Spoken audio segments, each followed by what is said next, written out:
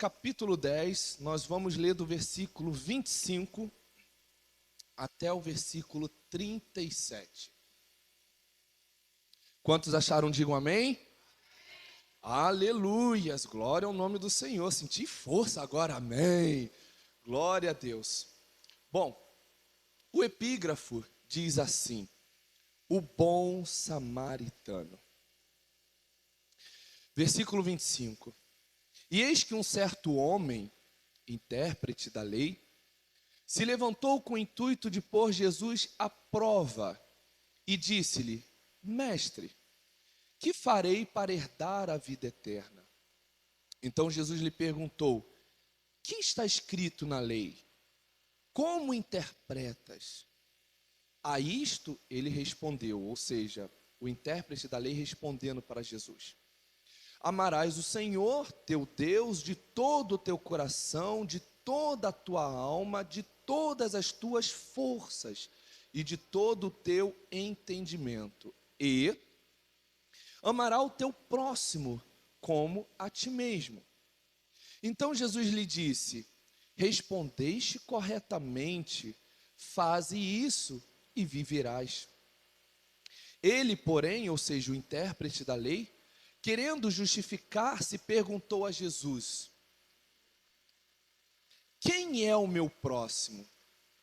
Jesus prosseguiu dizendo: certo homem descia de Jerusalém para Jericó e veio a cair na mão dos salteadores, os quais, depois de tudo lhe roubarem e lhe causarem muitos ferimentos, retiraram-se, deixando semi-morto. Casualmente, descia um sacerdote por aquele mesmo caminho e, vendo-o, passou de largo.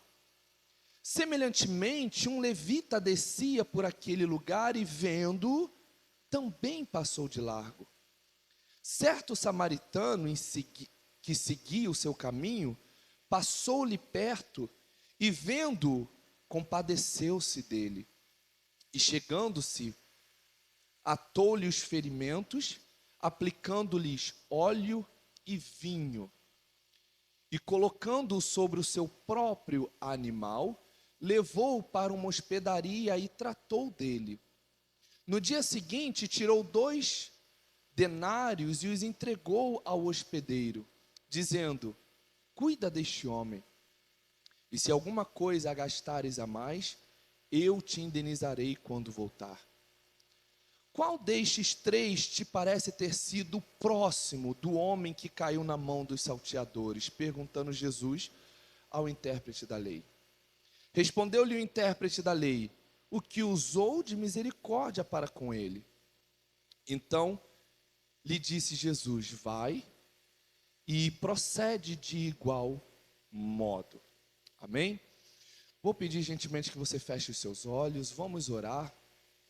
Senhor Jesus, Espírito Santo de Deus, Deus Todo-Poderoso, queremos dar continuidade a este culto, te agradecendo, ó Pai, por este momento a qual o Senhor nos dá o privilégio de nos reunirmos como sua noiva, de nos reunirmos como seu corpo, como sua igreja, para ouvir aquilo, ó Deus, que o Senhor tem para nos falar.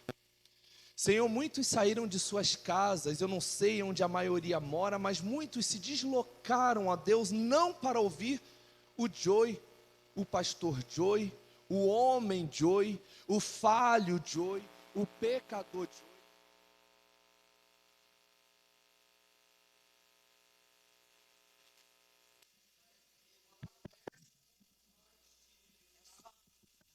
Palavra esta que é capaz de restaurar, palavra esta que é capaz de curar, ó Deus, como foi louvado aqui.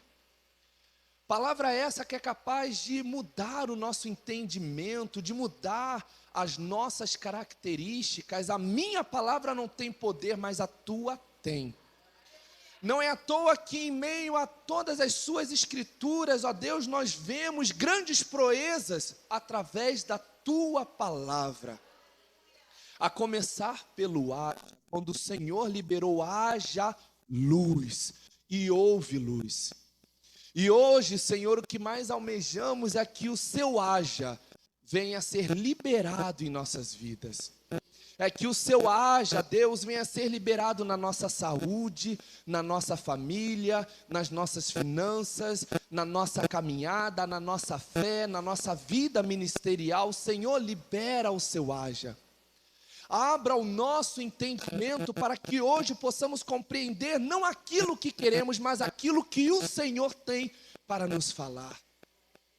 E que tudo aquilo que for dito aqui, ó Deus, não saia de mim do Joey, mas que saia tão somente do teu Espírito. E que tenha lugar certeiro, que é em nossos corações. Senhor, fala conosco, não te cales.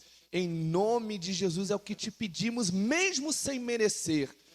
Mesmo sendo pecadores, miseráveis, como eu sempre digo, porque é assim que eu me vejo, ó Deus, um miserável, um pecador imerecedor de estar aqui, ó Deus, neste púlpito, mas ainda assim, a tua misericórdia que se renova a cada manhã e através do teu sacrifício da cruz, nos possibilita de estarmos em tua presença.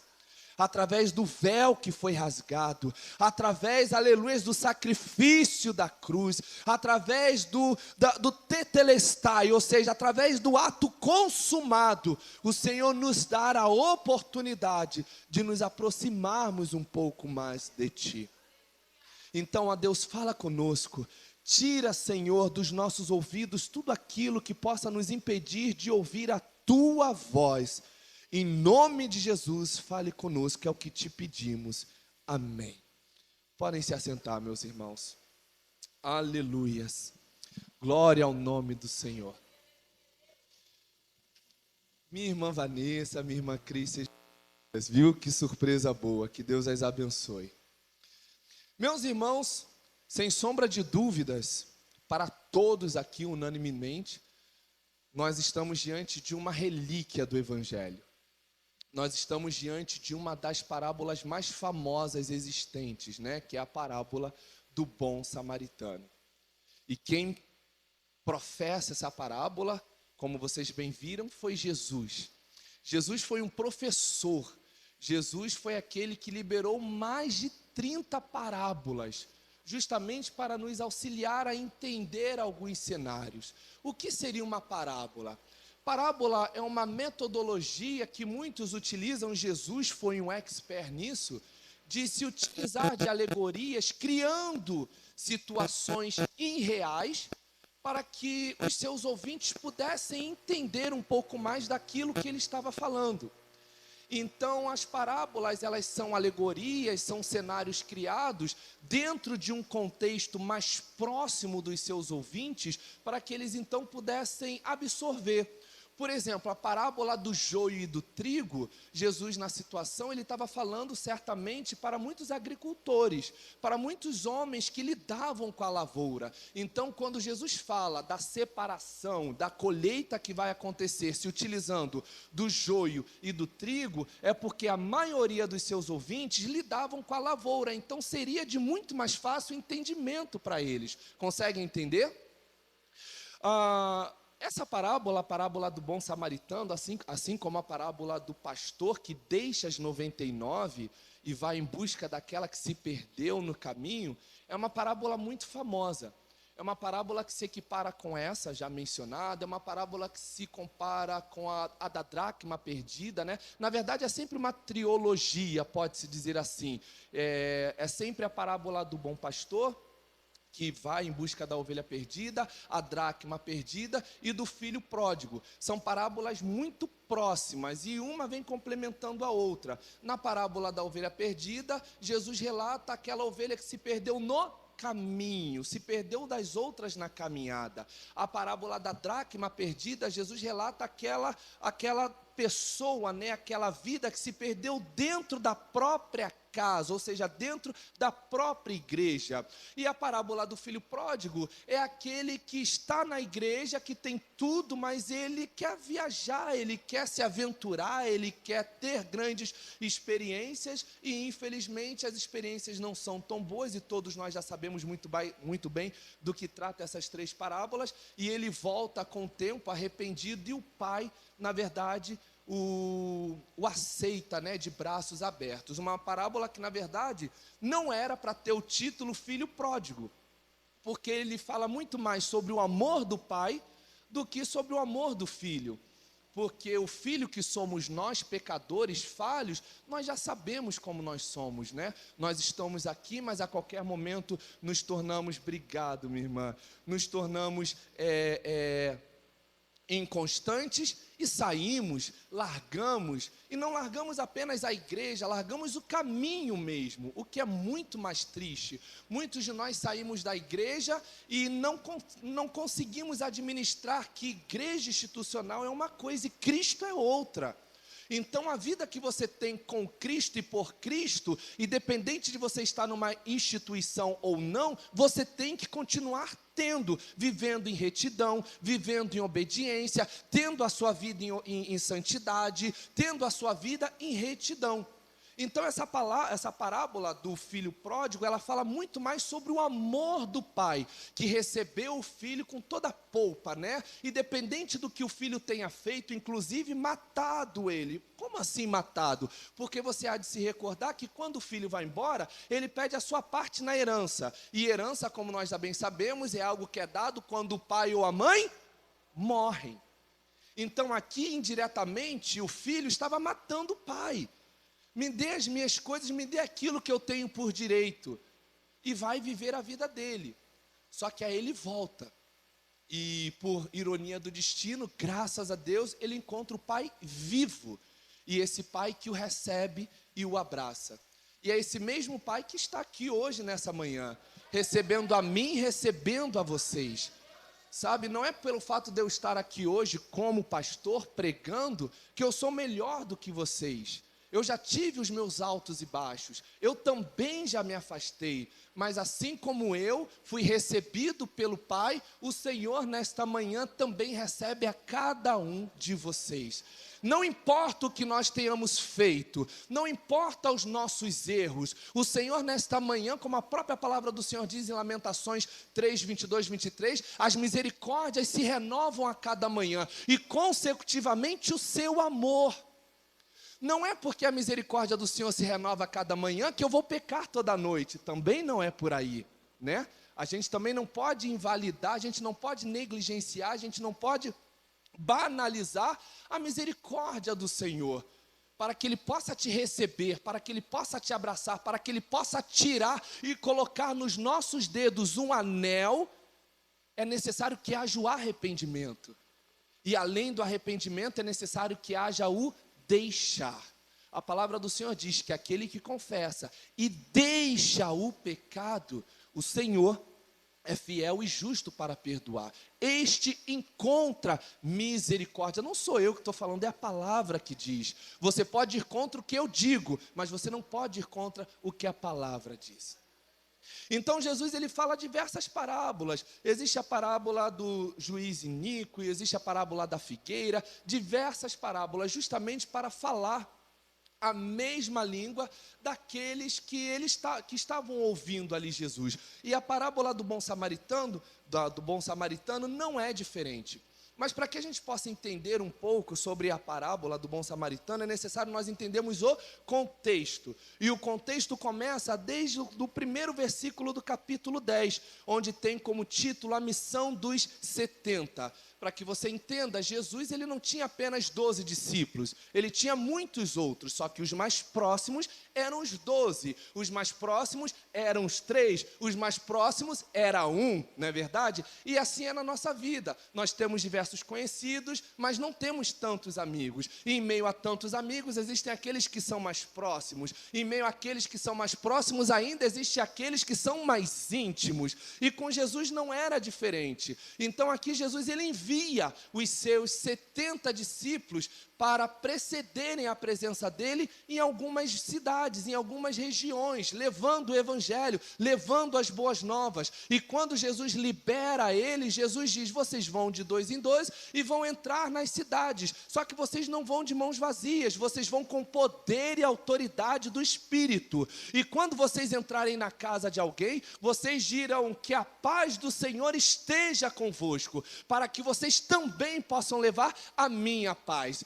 E os discípulos, eles ficaram animados, então vamos, mas aí Jesus diz, mas atentem-se, porque nem todos vão recebê-los de bom grado. Se aqueles que abrirem as portas para vocês, receberem vocês, alimentarem vocês, recebam de bom grado, porque o trabalhador é digno do seu salário. Então aproveitem sim, mas não deixem de fazer a obra, porque de um lado, muitos darão ouvidos, do outro, muitos não darão.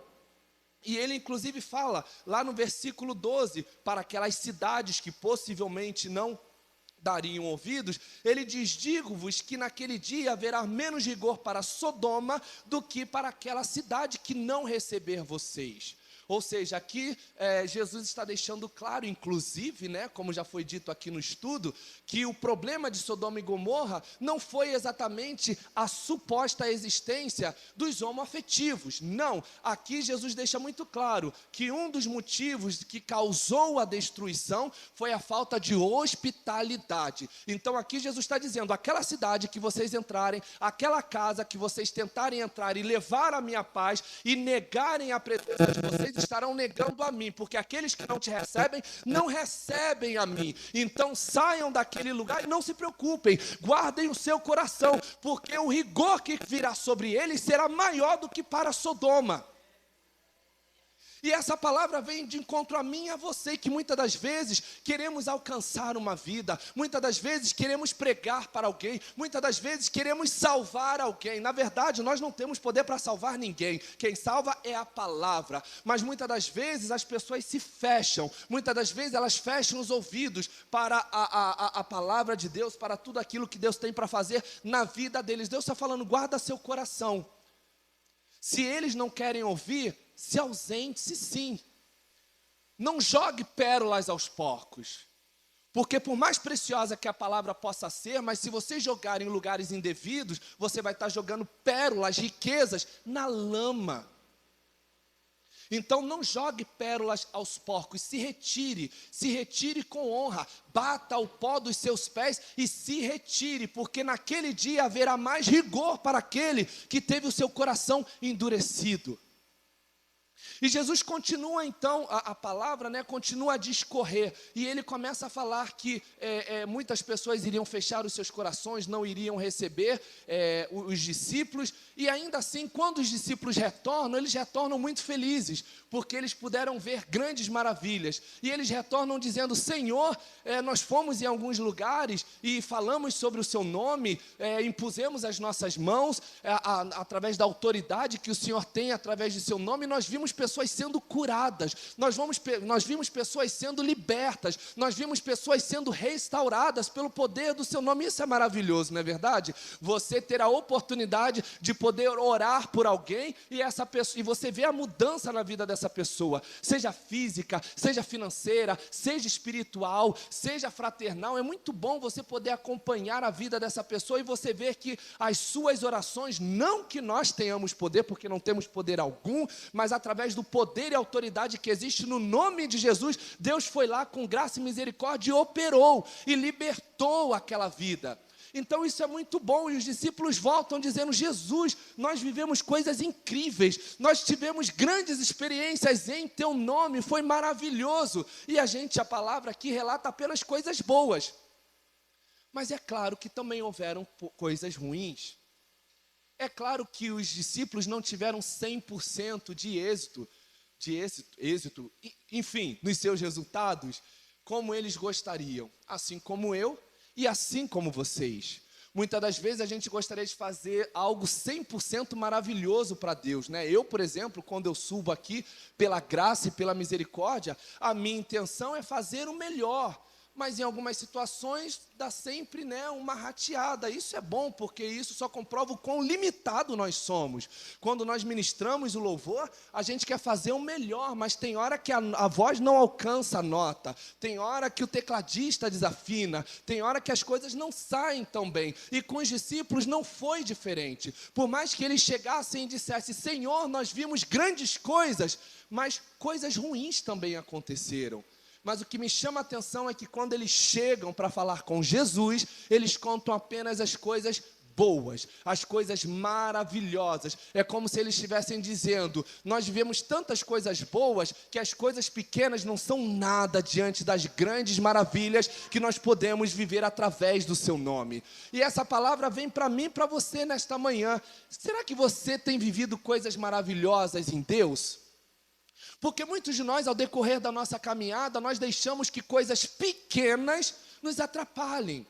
A gente chega para Deus e a gente começa a murmurar de certa forma, a gente começa a reclamar sobre as coisas ruins e nós não nos damos conta das coisas boas que Ele tem feito em nossas vidas. Quer ver só? Uma delas é você estar me ouvindo agora. Você está com a sua audição, você está com a sua visão. Joey, uma coisa boa é eu te ver? Não a mim necessariamente. Mas o fato de você ter a sua audição, o fato de você ter a sua visão, o fato de você se locomover, o fato de você sentar, se levantar, o fato de você ter uma roupa, o fato de eu ter um óculos, porque sem óculos eu não consigo enxergar direito, mas o Senhor me abençoou com óculos, sabe? Então tudo isso são motivos para nós agradecermos. São grandes maravilhas. Maravilha não é simplesmente Miguel descer e guerrear contra os seus inimigos. Maravilha não é simplesmente o mar se abrir na nossa frente. Maravilha não é simplesmente a porta de emprego se abrir. Como eu sempre digo, a maior comprovação de que Deus está do nosso lado é quando, mesmo a porta estando fechada, o pão de cada dia nunca falta. Então a gente precisa se atentar às grandes coisas que Jesus tem feito em nossas vidas. É que nós, como seres humanos, nós como homens falhos, pecadores, nós teimamos em mensurar, em medir as coisas que Deus faz em nossas vidas, achando que milagre é apenas o impossível. E sim, milagre, ele é caracterizado como a reversão do impossível para possível. Só que se nós analisarmos a nossa vida, a nossa presença aqui hoje seria impossível. Diante de tudo aquilo que nós já passamos na nossa vida, eu não estou dizendo de ontem para hoje, eu estou dizendo na nossa vida. Quantas pessoas aqui já não passaram por acidentes? Quantas pessoas aqui já não foram assaltadas à mão armada? Quantas pessoas aqui já não sofreram um mal físico? Mas até aqui o Senhor tem nos ajudado. Então Jesus, ele recebe aqueles discípulos com toda aquela alegria, eles relatando todos aqueles benfeitos, e Jesus relata que a motivação, a alegria é sincera, é verdadeira, mas seria para eles redirecionarem a motivação deles. Como assim? A motivação deles está sobre aquilo que eles fizeram, mas Jesus estava dizendo: maior alegria do que fazer o que vocês fazem é ter a certeza de que o nome de vocês está escrito nos céus. Então hoje, pela graça e pela misericórdia, eu fico sim contente e feliz em poder trazer a palavra do Senhor, mas mais do que ministrar a palavra do Senhor para toda a igreja, a minha alegria, a minha motivação tem que ser que o meu nome está escrito no livro da vida. Aleluia! Por mais que você tenha grandes e inúmeras outras motivações de estar aqui, mas esteja aqui porque pela graça e pela misericórdia, pelo sacrifício da cruz, Ele foi capaz de escrever o meu e o seu nome no livro da vida, retirando e apagando os nossos nomes do livro da condenação. Aleluias! Aleluias! Glória ao nome do Senhor Jesus. E Jesus continua a discorrer por todo o capítulo. E ele, antes de nós entrarmos efetivamente agora na parábola, ele finaliza no versículo 24, dizendo, no versículo 23 do capítulo 10, dizendo: bem-aventurado os olhos que veem as coisas que vos vedes. Pois eu vos afirmo que muitos profetas e reis queriam ver o que vocês viram e não viram, e ouvir o que ouvis e não ouviram. Então aqui Jesus está dizendo, por melhor que Moisés tenha sido, por melhor que Elias, por melhor que Jeremias ou qualquer outro profeta, por maior que os grandes reis tenham sido, vocês ainda estão tendo um privilégio maior. E que privilégio é esse?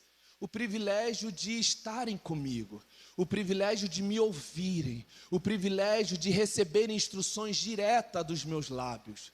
porque muitos do passado quiseram ter comigo, mas não tiveram. Falando dele próprio, né, de Jesus, porque os profetas e os sacerdotes do Antigo Testamento, eles apontavam para Jesus no futuro.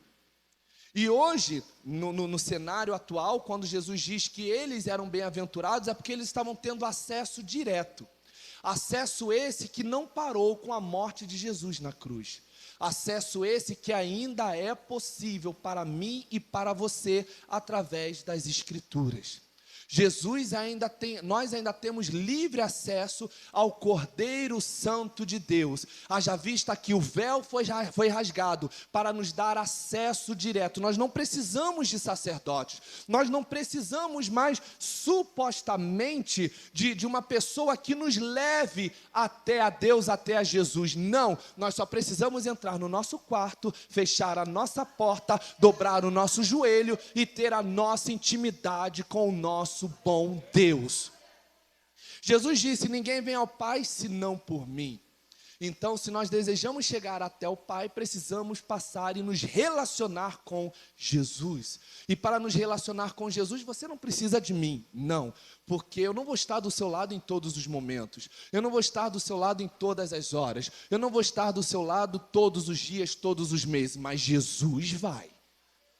Aleluias. E daí então nós entramos efetivamente, já que vocês já entenderam, na parábola do bom samaritano. E no versículo 25 diz assim: e eis que se levantou um certo doutor da lei, tentando, né, ou seja, colocando Jesus à prova, e dizendo: mestre, que farei para herdar a vida eterna? E o Senhor Jesus lhe disse: que está escrito na lei? Como interpretas? Como a lê? Quando esse intérprete da lei, que na verdade a gente pode entender como um doutor, né, efetivamente da lei, ou um dos principais da sinagoga, porque ele tinha acesso à lei, se ele tinha acesso à lei, é porque ele entendia, é porque ele lidava com a lei constantemente. Ele chega e fala para o Senhor: o que eu faço para herdar a vida eterna? Esse trecho, ele é muito próximo do momento em que o jovem rico, lá em Marcos 10, a partir do versículo 17, também faz, é um questionamento muito próximo. O jovem rico, ele chega para Jesus e fala: mestre, bom mestre, né? O que farei para herdar a vida eterna? E o Senhor diz: você sabe o que fazer, não matarás, não adulterarás, amarás o seu Deus, e por aí sucessivamente. E o jovem rico, assim como esse bom intérprete, ele diz: tudo isso eu sei, tudo isso eu já tenho guardado.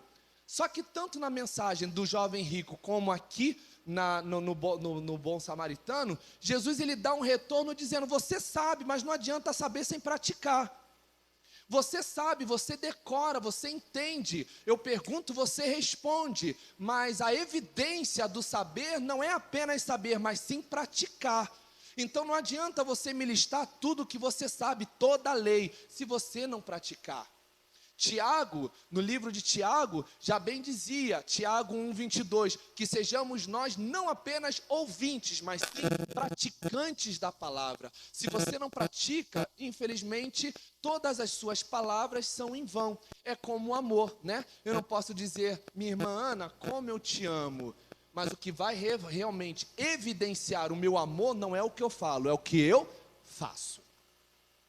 E de igual modo, Jesus aqui estava dizendo para esse mestre da lei: como que você lê? Como que você entende? E mais do que ler e entender, como você pratica? Como que você tem vivenciado essa palavra? E isso é um questionamento que Jesus faz para mim e para a igreja, a Casa de Oração Nova Aliança, nos últimos tempos. Nós temos transbordado de palavras: meu irmão, eu te amo. Na Santa Ceia, todo mundo chora, todo mundo se abraça, né? No final da Santa Ceia, e alguns em lágrimas. E, inclusive, na última Santa Ceia que teve aqui, que eu tive a misericórdia de Deus, o privilégio de ministrar, antes de nós tomarmos o cálice, eu até mencionei que o culto de Santa Ceia é um dos cultos mais solenes, mas é um dos cultos mais hipócritas que nós servimos a Deus. Porque no culto de Santa Ceia a gente chora. Minha irmã Dani, como é bom ter você aqui. E a gente se emociona. E a gente vai abraçando um ao outro. Mas na semana seguinte, a gente já está criando contenda com o irmão. A gente já está falando mal do irmão. A gente está criando situações para comprometer a vida do irmão. Então, infelizmente, o culto da Santa Ceia, muitas das vezes, é um culto hipócrita. É um culto sujo. É um culto mesquinho. Que simplesmente faz a gente amém, faz a gente justamente mostrar o nosso real caráter para nós mesmos, não é para a igreja, é para nós mesmos. A gente vem, toma o cálice, a gente chega até a trocar o cálice, né, com algumas pessoas que a gente ama, com algumas pessoas que a gente possa ter algum problema e perdoou, então vem cá, meu irmão, troca o cálice, a gente troca o cálice e ora junto. Oh, meu Deus do céu, mas daqui a uma semana está cometendo o mesmo erro. Infelizmente. E aqui Jesus está dizendo, como que você lê? Ler não basta. Como você entende? Entender não basta, tem que praticar. Então existe uma cadeia. Você não basta apenas ler a palavra, tem que entender. A palavra diz, conhecereis a verdade e a verdade vos libertará. Ou seja, não basta apenas ler, tem que conhecer. E conhecendo, tem que praticar. Se não houver prática, não é evangelho. Eu posso saber a Bíblia de Gênesis e Apocalipse, mas se não houver prática, não é evangelho. Evangelho é prática, evangelho é relacionamento, evangelho é eu me despir, é eu abdicar dos meus conceitos para servir o meu irmão que está próximo a mim, que precisa de mim, com amor, com servidão. Aleluias. Já no versículo 27 até o versículo 29 diz assim, e ele, respondeu ele, o mestre da lei, amarás ao Senhor teu Deus de todo o teu coração, e de toda a tua alma, e de todas as tuas forças, e de todo o teu entendimento, e ao teu próximo como a ti mesmo. E lhe disse ele, respondeste bem, faze isso, ou seja, pratique isso, e viverás. Ele, porém, querendo justificar-se a si mesmo, disse a Jesus, e quem é o meu próximo? Vejam só a hipocrisia. Vejam só a falta de entendimento. Ele é um doutor da lei, conhece a lei, porque ele recitou a lei aqui para Jesus, e ele mesmo pergunta, mas quem é o meu próximo?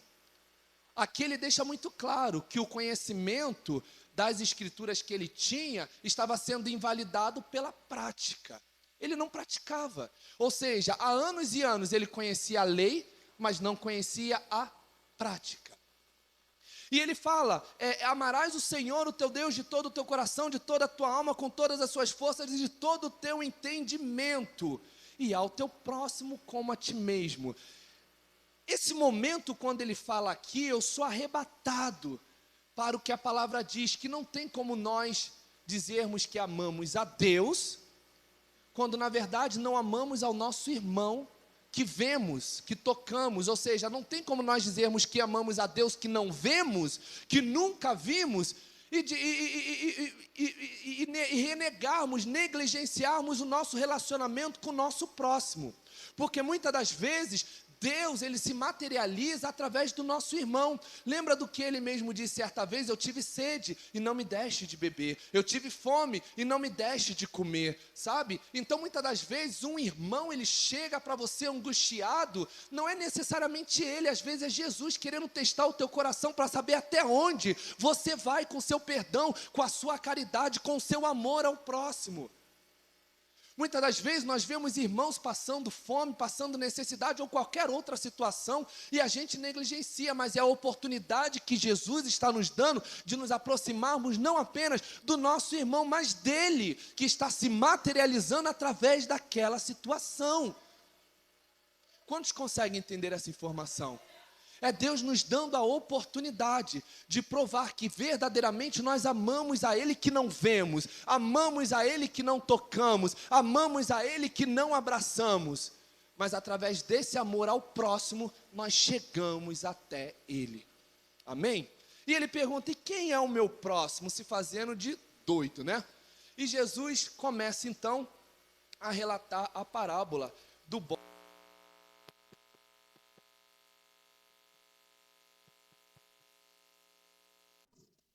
Jesus. Hoje está... Misericórdia, Senhor, só misericórdia. No versículo 30 diz assim: respondendo-lhe Jesus, disse: descia um homem de Jerusalém para Jericó, e caiu na mão dos salteadores, os quais o despojaram, o espancaram e retiraram-se, deixando-o semi-morto. Semi-morto. Esse trechinho, ele traz algumas revelações para nós. A primeira delas é a comparação de que o homem descia de Jerusalém para Jericó. Dentro de uma perspectiva geográfica, Jerusalém ela está de fato no topo e Jericó está abaixo. Não é à toa que aqui a palavra diz: descia, providenciar um outro melhor. Descia um certo homem de Jerusalém para Jericó. Então, o processo de caminhada que ele estava fazendo era um processo de descida. Ele descia, ou seja, Jerusalém, um ponto alto, Jericó, um ponto baixo. E que tipo de profecia, pode-se dizer assim, existe nesse versículo?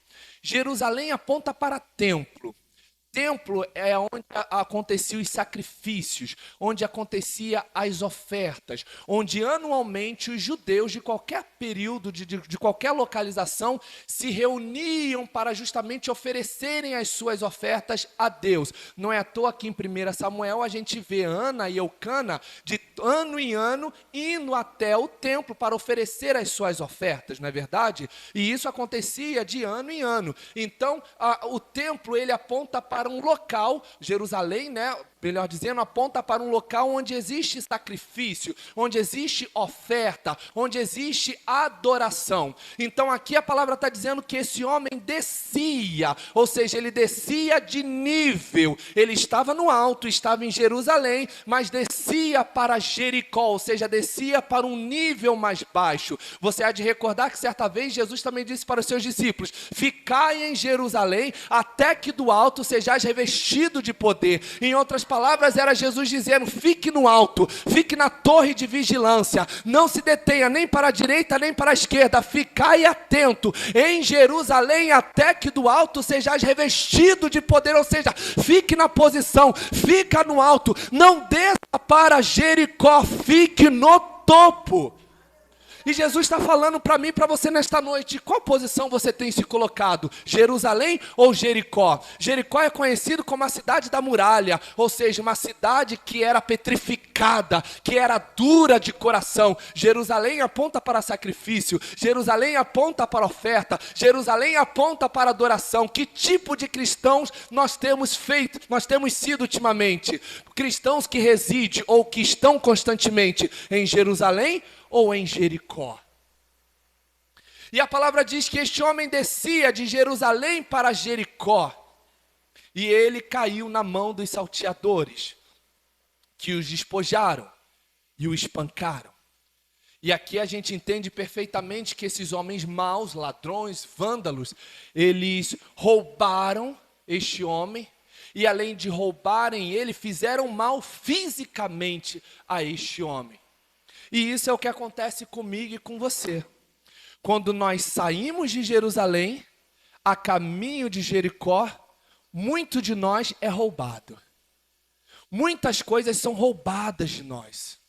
Só que não para por aí não. Além de roubarem, eles ainda nos maltratam. Eles ainda ferem o nosso coração. Eles ainda traumatizam a nossa mente. Eles ainda traumatizam a nossa alma e o nosso espírito. Uma vez que nós desçamos de Jerusalém para Jericó, esse caminho, ele é conhecido popularmente como um caminho sangrento. Porque é um caminho de praxe que muitos vândalos se aproveitavam mesmo para roubar, para matar, para violentar essas pessoas. E isso acontecia porque eles desciam. Jesus está dizendo: não desça, se mantenha em Jerusalém. independente dos problemas que estejam acontecendo, independente das perseguições, independente das afrontas, mantenha-se em Jerusalém, porque até chegar em Jericó, você vai passar por um caminho sangrento. Joey, você está falando Jerusalém, então você está falando que eu tenho que ficar na igreja? Meu irmão, eu já falei diversas vezes, eu não estou falando de igreja, eu estou falando de presença de Deus, presença que vai onde quer que você vá, presença que está onde quer que você esteja. Então se alimente dessa palavra e permaneça em Jerusalém. Não desça para Jericó, não desça para Jericó, porque até você chegar em Jericó, muitos maus te acontecerão. E eles então roubam esse homem, maltratam ele e vão embora, deixando semi-morto. Se você analisar a palavra de Gênesis e Apocalipse, o único momento em que a palavra, a expressão semi-morto aparece é aqui. De todas as outras, ou está vivo ou está morto. Ou está vivo ou está morto. Filha de Jairo, morta. Lázaro, morta. Lázaro, morto, perdão. O filho da viúva de Naim, morto. Ou seja, ou está vivo ou está morto. E essa expressão semi-morto de toda a Bíblia, minha irmã, pode ir lá, de Gênesis a Apocalipse, não tem, só existe aqui nessa parábola. Quando eu vi essa palavra semi-morto, eu fiquei encucado. E o que significa esse semi-morto? Esse semi-morto é que ele estava abatido, ele estava machucado, ele estava com uma mão na frente e outra atrás, ele estava humilhado, ele estava traumatizado, ele estava machucado não fisicamente, mas também emocionalmente, mas ali ainda havia um coração batendo. Ali ainda havia vida. Ali ainda existia esperança. Ali ainda existia um coração que pulsava. E esse homem aqui, muitas situações, representa a mim e a você. Muitas das vezes nós estamos destruídos. Joey, você está trazendo uma palavra motivacional? Não. Eu estou trazendo uma palavra de verdade para você entender a nossa real natureza. Muitas das vezes nós chegamos aqui destruídos. Muitas das vezes nós chegamos aqui completamente abalados. Nós fomos furtados, nós fomos roubados, nós fomos humilhados, nós passamos por diversos diversos problemas que muitos talvez não suportariam e morrem na fé, como a gente vê em muitas situações. Mas ainda assim nós estamos aqui. E por quê? Porque outrora, assim como esse homem, nós também éramos semi-mortos. Nós estávamos sangrando, nós estávamos à beira da morte. Mas mesmo à beira da morte, o Senhor estendeu as suas mãos para nos levantar e nos trazer à vida. Aleluias, aleluias. Esse homem, ele estava semi-morto, e à primeira vista, talvez, nem morto ele estivesse. Eu só sei que ele estava semi-morto porque a palavra diz, mas visualmente, talvez ele já estivesse morto. Entenda que muitas das vezes você olha para o irmão e você diz, nossa, o irmão está morto, está frio, morreu na fé. Mas apesar dos pesares, ali dentro ainda existe um coração. E se existe um coração é porque existe vida. E se existe vida é porque existe alma, existe espírito.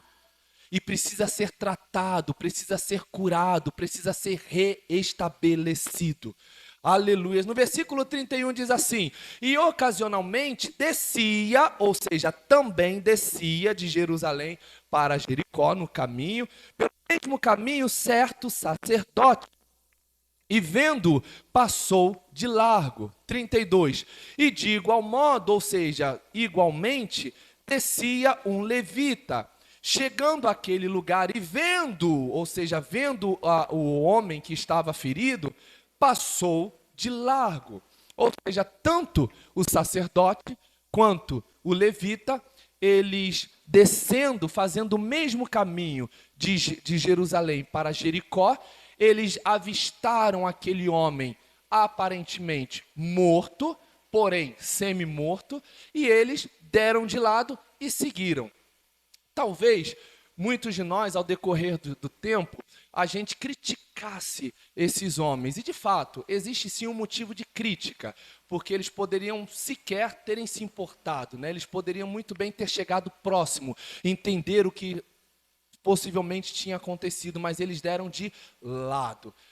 E eu entendo, porque lá no livro de Levítico 21:11, a palavra do Senhor fala sobre a lei dos sacerdotes, que os sacerdotes, assim como também os levitas, eles não poderiam tocar ou se aproximar, talvez, de certa forma, de um corpo morto, porque acreditava-se que o corpo se tornava impuro, e eles tocando nesse morto, eles também se tornariam impuros. É o que aconteceu com Sansão. Sansão não poderia, de forma alguma, ter tocado no leão que ele matou. E no momento que ele toca, ele acaba, a sua vida ministerial começa a decair um pouco mais ali. E, de certa forma, ministerialmente, dentro da lei, esses homens fizeram o certo. Eles não se envolveram, porque aparentemente estava morto. Então, quando eles visualmente, eles olham e pelos olhos, né, humanos, eles percebem que o homem está morto, eles deixam para lá e seguem o seu próprio caminho. Só que eles ainda não tinham o pleno conhecimento do que está escrito em Gálatas 5:14, que diz: porque toda lei se cumpre numa só palavra, nesta: amarás o teu próximo como a ti mesmo. Ou seja, precisamos ter compaixão do nosso próximo, precisamos nos importar, e o amor está acima de toda a lei. Ainda que no livro de Levítico dissesse que não há possibilidade, não é proibido eles tocarem, eles poderiam ter sido levados pela lei não de Moisés, mas pela lei do Senhor, que é a lei do amor. Amor ao próximo. E muitos de nós hoje estamos justamente deixando de provar o amor de Deus, porque estamos presos ao amor do homem. As leis do homem, melhor dizendo.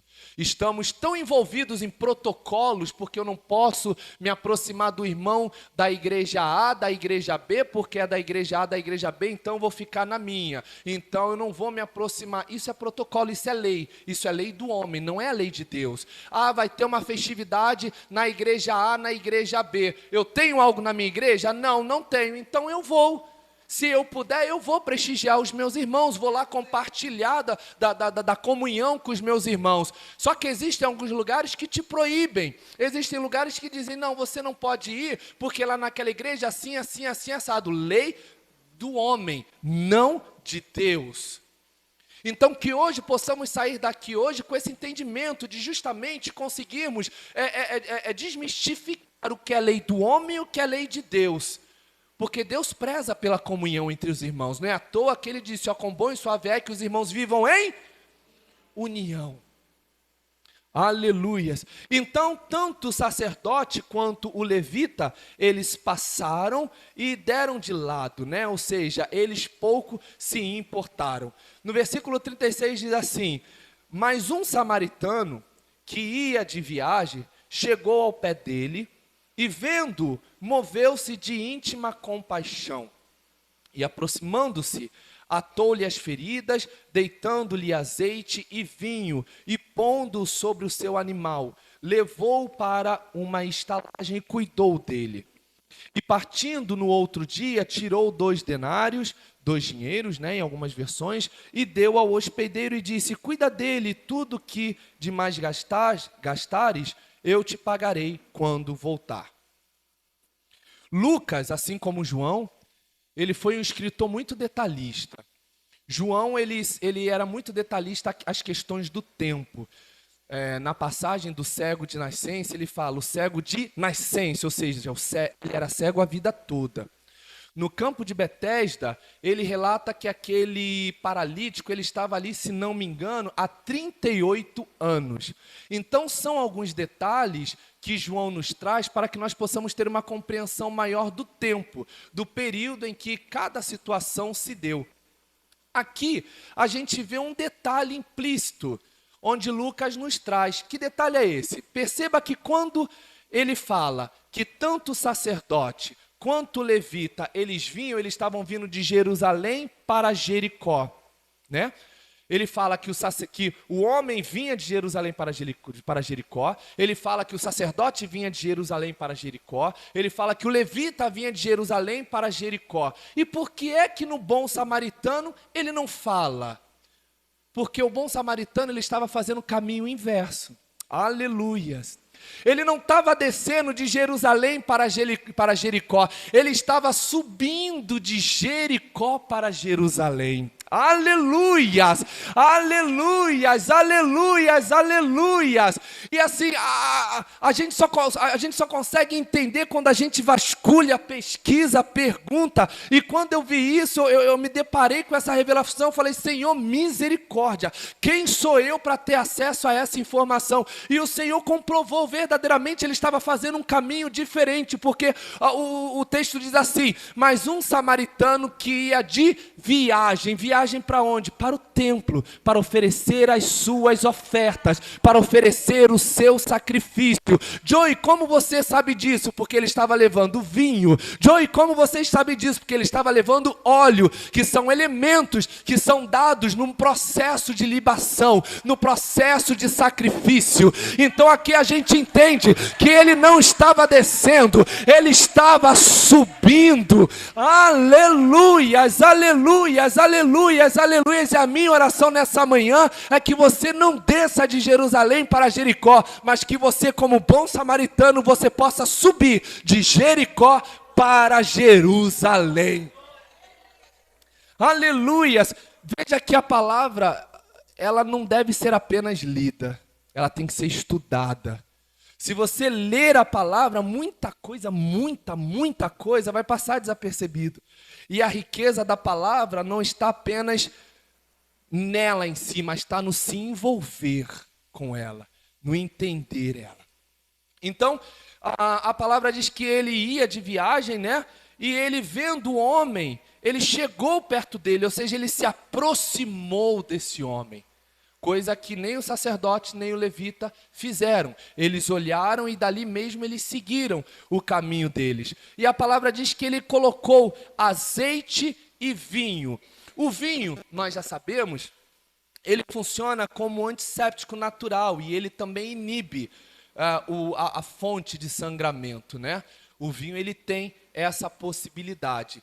E o vinho, ele também aponta para alegria, ele aponta para comunhão, ele aponta para amor. Então, quando eu vejo esse samaritano abrindo mão daquilo que ele estava levando para o templo, ali sobre um desconhecido, a gente vê uma atitude de comunhão, uma atitude de compaixão, uma atitude de amor. A palavra diz que ele também lançou sobre ele óleo, ou seja, azeite em algumas versões, né?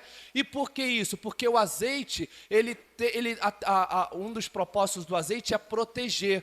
Por isso que a palavra diz que o pastor ele tem que lançar o azeite sobre a cabeça das ovelhas, né? Para que o azeite possa proteger das moscas. Então aqui a função do óleo ou do azeite era justamente trazer conforto, trazer proteção à vida daquele homem que estava ferido. Mas espera aí. O samaritano ele estava indo para Jerusalém, provavelmente para oferecer as suas ofertas. Ele estava indo com o seu azeite, ele estava indo com o seu vinho. O sacerdote e possivelmente o levita, sabendo disso, eles também, acredito eu, andasse com o vinho e com um pouco de azeite, que eram os objetos, pode-se dizer assim, naturais do seu trabalho. E eles estavam, acredito eu, descendo exatamente de um dia de trabalho. Eles estavam possivelmente escalados. Só que eles não abriram mão daquilo que eles tinham para oferecer em conforto da vida daquele que estava necessitado. E isso acontece comigo e com você. A gente tem azeite, a gente tem vinho, mas a gente só usa aqui dentro, a gente não usa lá fora. A gente só usa com os nossos irmãos aqui dentro, a gente não usa com o nosso familiar. A gente só usa aqui dentro, a gente não usa com os nossos amigos, com os nossos colegas de trabalho. A palavra deixa muito clara que esse samaritano, ele não pensou nem duas vezes, ele se aproximou, percebeu a limitação daquele homem, pegou o vinho, pegou o azeite e lançou sobre ele para trazer conforto, para naquele momento limpar, para restaurar aquelas feridas. Ou seja, ele usou aquilo que era para a adoração. Deus está falando, tem pessoas que estão trazendo para o meu templo fontes, ofertas, com motivações inadequadas. Não adianta trazer aqui quando está deixando faltar lá fora. Não adianta querer trazer amor aqui dentro quando está faltando amor lá fora. Não adianta trazer misericórdia aqui para dentro quando está faltando misericórdia lá fora. E quando eu digo lá fora, eu estou falando com o nosso próximo. Porque às vezes até dentro da própria igreja falta misericórdia, falta amor, falta perdão, falta compreensão. Eu trato a irmã Luciane muito bem porque eu gosto dela. Agora a minha irmã Erenice, deixa ela de lado. Se a minha irmã Luciane falta, eu ligo para ela no mesmo dia à noite, domingo à noite. Mas e segunda, terça, quarta, quinta, sexta até o próximo domingo? Eu liguei para minha irmã Erenice? Não. Isso é falta de amor. Isso é falta de compaixão. Será que alguém ligou para saber como ela está? O que aconteceu? Se ela está precisando de alguma coisa? Se ela está precisando de algum apoio? Mas Joey, ela não faz parte, um exemplo, tá? Ela não faz parte do departamento de intercessão. Meu irmão, nós somos responsáveis uns pelos outros. Independente de fazermos parte de cenários de louvor, de intercessão, de recepção, seja lá do que for, nós fazemos parte de um corpo. Eu não posso chegar aqui sem meu dedo mindinho. Se eu chego aqui sem o meu dedo mindinho, é bem provável que todos vocês sintam falta. Eu pergunto, o que aconteceu? E assim tem que ser com as nossas vidas. Se um irmão falta, ou se a gente percebe a ausência dele ao decorrer de alguns dias, é imprescindível que nós, de fato, entremos em contato com esse irmão para nos importarmos. É muito importante que nós possamos levar a ele o nosso vinho e o nosso azeite, porque vinho e azeite aqui dentro do templo todo mundo tem, fogo aqui dentro do templo todo mundo tem, aqui no templo todo mundo fala em línguas, aqui no templo todo mundo bate o pé, aqui no templo todo mundo rodapeia, aqui no templo todo mundo profetiza, aqui no templo todo mundo abraça, aqui no templo todo mundo fala eu te amo, mas e lá fora? E durante a semana? Deus está nos chamando a atenção para um despertamento. E que despertamento é ele? Olhe para o teu próximo. Porque olhando para ele, você vai estar olhando para mim. Não queira olhar a mim, que sou invisível, e negligencie a presença do teu próximo, a necessidade do teu próximo. Aleluias! Ele então ele pega esse homem e coloca ele sobre o seu animal e o leva para a estalagem. E aqui está um outro ponto que já me leva para a questão do jugo, né? Quando a gente vê aqui que esse homem ele estava indo para Jerusalém, ou seja, ele estava subindo. Então a subida, ela se torna um pouco mais complexa. Para nós subirmos sem nada, imagina com peso, né? Então seria muita dificuldade, seria exigir demais daquele homem que estava semi-morto subir, né, a pé. Então ele pega o homem e coloca sobre o seu animal. Aqui existe uma mudança, existe uma troca de cenários. Aquilo que era para gerar dor para o homem, ele pega o homem e coloca no seu animal, que era o seu animal de conforto, para que ele pudesse subir de maneira confortável. E aquela estrada que seria para o homem, todo ensanguentado, que geraria para ele até um mal maior, ele mesmo percorreu. Eu vou repetir para ver se você consegue ver a cruz nesse momento. Aquele samaritano, ele vê aquele homem debilitado, ele vê aquele homem completamente destruído, semi-morto. Aquele homem representa a mim e representa você. Daí vem um bom samaritano, representando aqui Jesus de Nazaré, que passa por nós, olha para nós com seu olhar de compaixão, com seu olhar de amor, com seu olhar de misericórdia e nos trata. Porém, mesmo sem forças, ele percebe que nós ainda não temos força, ele pega todo o nosso corpo e coloca no jugo que até então é dele, ou seja, algo que era para ele, algo leve, algo que deixaria a caminhada dele leve, e traz a nossa estrada dura, amarga para os pés dele. Foi isso que aconteceu na cruz. A cruz, que é a caminhada, era para mim, era para vocês. Mas Jesus falou, não, deixa que o peso da cruz levo eu. Eu vou mudar aqui, eu vou te dar o meu jugo, que é leve. Para que você, mesmo ferido, você possa seguir sendo tratado. Deixa que eu enfrento as dores da cruz. A dor da caminhada, deixa que eu enfrento. Eu vou te pegar do chão, vou te levantar e vou te colocar sobre o meu animal para que você tenha conforto na caminhada. E eu vou passar pelo que você então passaria. Isso é amor. Isso é cruz. Isso é evangelho. É justamente eu querer fazer o bem para o meu próximo, e a gente aprende isso com Jesus. Com Jesus. E ele deixa então esse homem numa estalagem, paga, né, o hospedeiro, e isso aqui representa muito bem, você já bem sabe, eu não vou me ater muito nesse ponto. Jesus que pagou todos os nossos pecados, ele pagou, né, a moeda de cruz, sacrifício. E no versículo 36, já finalizando, a palavra diz assim: qual, pois, desses três, perguntando Jesus para o mestre da lei, parece que foi o próximo daquele que caiu na mão dos salteadores? E ele disse, o que usou de misericórdia para com ele. Disse Jesus, pois, né, vai e faze da mesma maneira.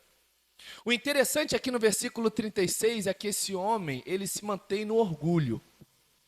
Por quê? Porque lá no começo Jesus fala, descia um sacerdote, descia um levita e subia um samaritano. Ele poderia muito bem ter dito, quem usou de misericórdia foi o samaritano. Mas ele não fala, porque até aqui ele ainda se manteve no orgulho. Sabia da lei, conhecia a lei, decorava a lei, mas não vivia, não praticava.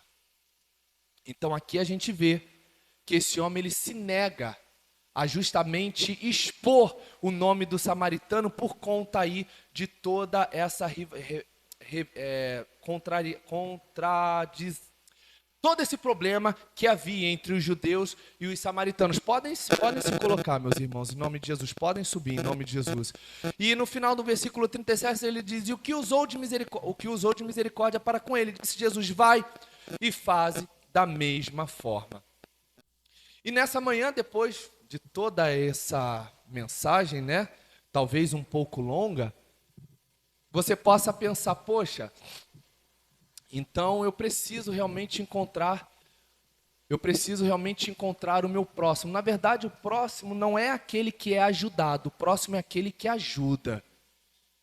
Aqui a palavra deixou bem claro que a relação de proximidade não é daquele que precisa, mas daquele que mesmo sem precisar estende a mão. Isso faz de nós mais próximos uns dos outros. Isso faz de nós demonstrarmos o nosso amor. Não apenas na teoria, mas sim na prática. Talvez hoje você tenha vindo aqui na expectativa de encontrar o seu próximo. Mas na verdade você não tem que ser o próximo. Na verdade nós não temos que encontrar o nosso próximo. Nós é que temos que ser o próximo de alguém. Nós é que devemos nos utilizar do nosso vinho, do nosso azeite, para sarar, para curar, para justamente restabelecer a vida dos nossos irmãos, para levantá-los exatamente dessa caminhada que outrora foi cruel, que outrora trouxe mágoas, que outrora trouxe traumas, que outrora trouxe medo. O bom samaritano aqui, ele representa sim Jesus. Mas Jesus é o nosso espelho, não é verdade? E assim como Jesus, cabe a nós seguirmos os seus passos. Então que sigamos sendo próximo dos nossos irmãos. Fiquemos de pé em nome de Jesus.